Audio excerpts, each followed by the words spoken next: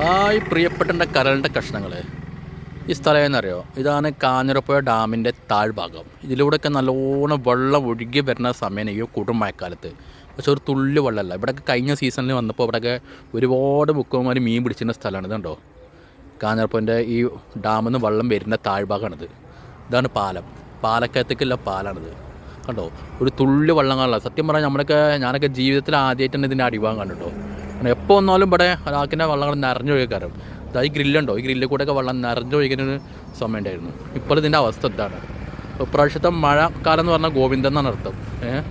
കാരണം ഇനി അടുത്ത വേനൽക്കാലത്തിൽ നമുക്ക് ഇതിനൊക്കെ ബുദ്ധിമുട്ട് അറിയുള്ളൂ.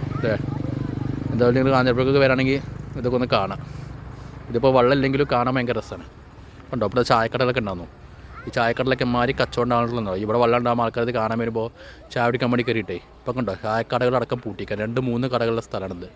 ഇതൊക്കെ പൂട്ടിപ്പോയിക്കുന്നു. അപ്പോൾ നിങ്ങളെല്ലാവരും വരികയാണെങ്കിൽ ഒന്നുകൂടി വരാം.